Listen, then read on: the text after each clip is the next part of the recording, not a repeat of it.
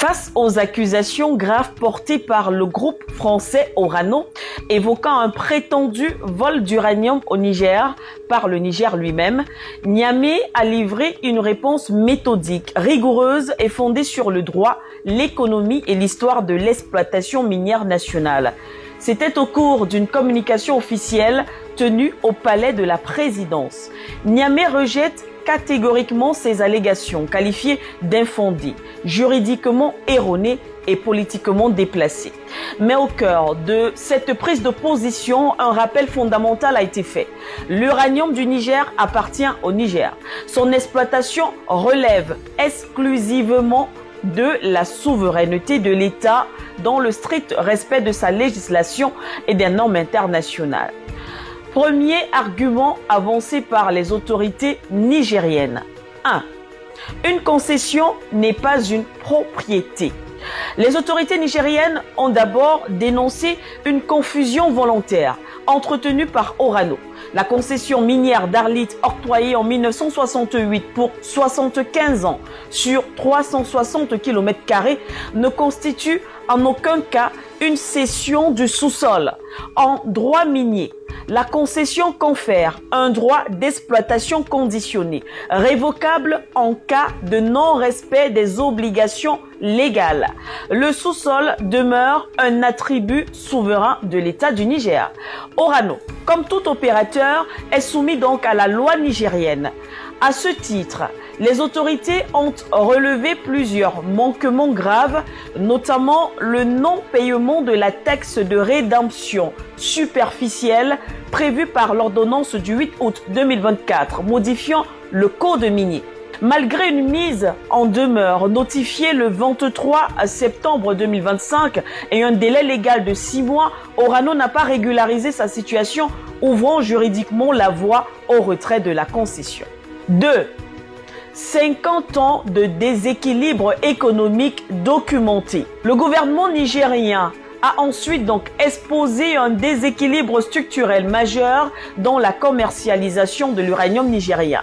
Depuis le début de l'exploitation industrielle en 1971 par la Somaïr, détenue à 63,4% par Orano et à 36,6% par la Sopamine représentant l'État du Niger, la règle de proportionnalité devait donc s'appliquer à ce moment-là à la vente de la production. Sauf que les chiffres officiels révèlent une autre réalité malheureusement. Sur 80 517 tonnes produites entre 1971 et 2024, Orano a commercialisé 86,3%, tandis que la Sopamine n'en a écoulé que 9,2%.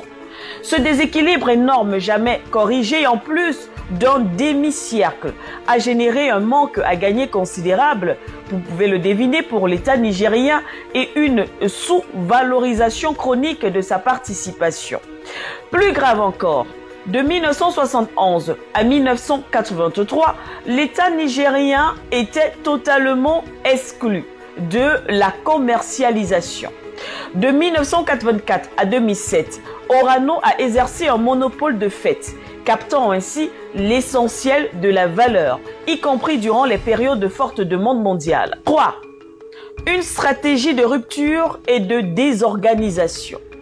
Depuis juillet 2023, les relations entre l'État nigérien et Orano se sont donc profondément détériorées. Le gouvernement accuse le groupe français d'avoir adopté une stratégie de rupture unilatérale caractérisée par le rapatriement soudain de son personnel, des tentatives répétées d'arrêt de la production, la déconnexion brutale des systèmes informatiques de la Somaïr, la résiliation de licences techniques ainsi que des tentatives de cession de parts sans consultation de l'État.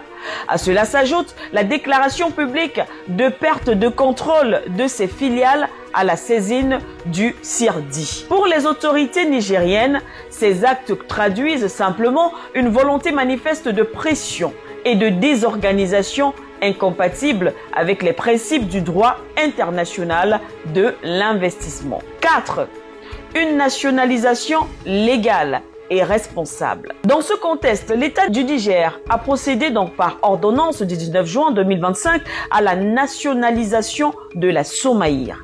Une décision assumée, présentée comme légale, fondée et conforme à l'intérêt général, visant à sécuriser un secteur stratégique, à garantir également la continuité de l'exploitation, mais aussi préserver les emplois. Les autorités ont tenu à refuter les accusations de vol portant sur environ 1000 tonnes d'uranium.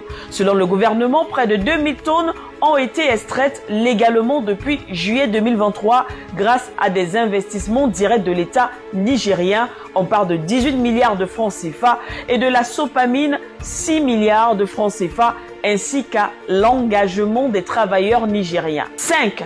Une situation environnementale et sanitaire lourde. Eh bien, le Niger a également remis au centre du débat le passif environnemental et sanitaire de plus de 50 ans d'exploitation. Des millions de tonnes de déchets radioactifs, des contaminations des sols et des nappes phréatiques, notamment la nappe fossile de Tarat et des niveaux de radioactivité dans l'eau potable supérieure aux normes internationales ont été documentés. Des témoignages de travailleurs font état de maladies très graves, pas toujours prises en charge, ce qui engage bien sûr la responsabilité historique des opérateurs. 6. Le dossier non soldé de la Cominac. Eh bien, il s'agit de la compagnie minière d'Akuta, cette entreprise d'exploitation de l'uranium au Niger, filiale de la multinationale française Orano, active sur le gisement ou alors les gisements d'uranium dans la province d'Agadez au nord du pays. La fermeture de la Cominac en 2021 a ouvert un chantier de réhabilitation dont le coût est passé de 95 à plus de 125 milliards de francs CFA. Selon les autorités nigériennes, Orano n'a pas pleinement assumé ses obligations, laissant subsister des risques environnementaux majeurs. Ces engagements rappellent-elles, ne sont ni négociables ni optionnels. Conclusion, souveraineté n'est pas spoliation. Pour le Niger, qualifier l'exercice de sa souveraineté de vol relève d'une dérive, de la mauvaise foi. On ne peut pas voler ce que l'on possède légitimement. L'État nigérien affirme agir dans le cadre du droit pour corriger des déséquilibres historiques, pour protéger ses ressources stratégiques et défendre l'intérêt de son peuple.